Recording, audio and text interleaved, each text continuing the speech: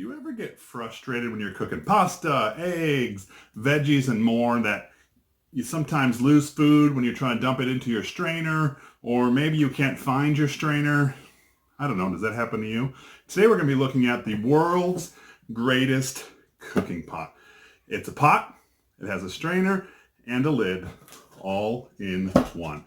This is Jeff with Jeff Reviews for You, and my channel is dedicated to reviewing mostly as-seen on TV items.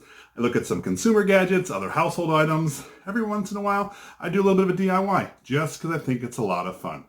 If that interests you, I would love it if you would subscribe to my channel and click that bell so you're notified every time I release a video, just like this one. Now, let's see if the world's greatest cooking pot is really all that it's cracked up to be. I purchased the world's greatest cooking pot on Amazon for about $24.99, so $25. I saw it on TV, but I don't ever like ordering off of those. You have to call in or go to the website.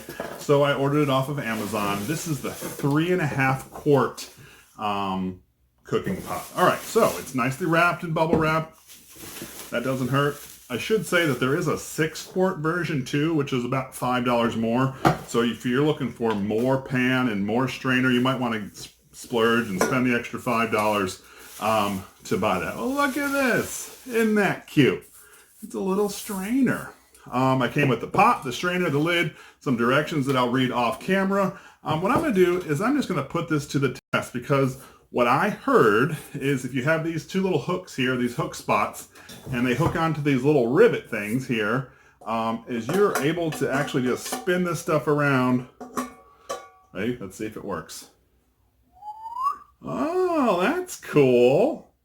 It's almost like those bowls that children have, that they're anti-spill bowls. So that's cool. It actually does work. So what I'm going to do is I'm going to read through the directions just so I know how to work it. And then I'm probably going to steam some vegetables. I'm going to cook some pasta. And that's probably it. This is not a cooking channel, so I'm just going to try it out a couple different ways. I might throw it in the dishwasher just to see if it really is dishwasher safe. But let me read through the owner's manual. One page. And I'll get back to you. And then we'll get cooking. So this is funny. The directions say that this is perfect even for a large family. I thought, that's strange. I didn't actually buy this because I thought it'd be perfect for a large family. Look at how small this strainer is. And to just give you some perspective, let me show you my strainer that I use on a regular basis. Are they the same size? And I don't really have a large family, but this is what I use. So if you do have a large family, like I said earlier, I would splurge and maybe get the 6 quart one. So I thought this was interesting, right? So I cook pasta. I cook it frequently. My son loves to eat it. I don't necessarily eat it, but he loves to. And this thing says you're supposed to fill this pot 2/3 full, stick the strainer all the way in so it's on the bottom, fill it with water, and then once you get all the pasta in there, you're supposed to then lift it up. Mind you, this is in boiling water, and then hook it onto the little thing there to cook it. That's interesting. I would think you'd want it submerged the entire time, but that's just what the directions tell us, so we'll see how that works. Let's get to some pasta. So we're going to use the world's greatest cooking pot to cook some noodles. So what it tells us to do is we fill this with 2/3 water. We put the strainer in. The strainer is supposed to go all the way to the bottom, just like that. And then we put a lid on. This is just to get the water to boil. Once we get the water to boil, there's a next step. So let's come back in a few minutes when this water is boiling and proceed to cook some noodles. All right, so we brought our water to a boil. We're supposed to remove the lid. You put your pasta in. And it says, once it's all completely submerged, then you grab this little lid thing here. Get a spoon. Which I think this part is a little awkward. I'm using my hot hands. You grab your little lid, you stick it on, which I don't understand this because the pasta is not covered. And you let it cook like that with the lid off. So let's keep an eye on this to see if we can really cook this way. I just wanted to show you what it's like actually cooking the pasta. You notice how all this is around? That's interesting. And so I guess it's all getting wet and boiling in the water. This has been in there about half the time, almost 4 minutes or so. This was total about 7 to cook. So I just wanted to show you the middle. Next up, we will try it out in the sink, and hopefully we don't lose any of our pasta. All right, time to dump out this pasta. Let's see if it works. Ooh. Not bad, huh? That was pretty cool. And from the looks of it, it's all cooked. Now, I did stir it during the cook time, just to make sure everything was under the water, but not so bad. I would love to hear from you. Have you used the world's greatest cooking pot? Is it really the world's greatest cooking pot? Let me know down in the comment section below. So I'm going to steam some broccoli and cauliflower, and how I normally steam is I put about an inch and a half of water in the bottom of a pot, and I have a steamer basket. Well, I'm going to be using the strainer as their steamer basket, but you want to make sure that your broccoli or whatever you're doing doesn't make contact with the water, because it's realistically just supposed to steam.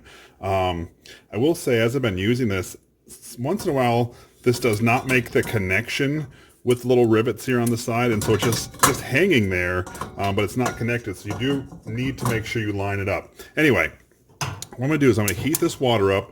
I'm going to put the lid on. Once that starts boiling, then I'm going to add my broccoli. Let's come back when this is boiling. So I can hear that water boiling. So I'm just going to add my broccoli and cauliflower. This just happens to be frozen. That's probably all I'll add. Put this lid on here to steam it, and in about 8 minutes or so is how long it normally takes, but I'll be checking in on this. But we're steaming some broccoli and cauliflower. So it's been about 9 minutes, and I just checked, and this is done. Let's go dump it out in the sink.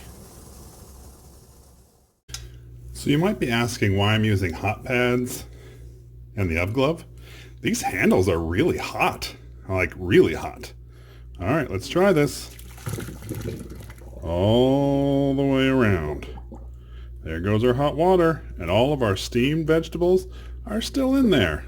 You know what? The little swivel function works pretty well. So we're told that they are dishwasher safe.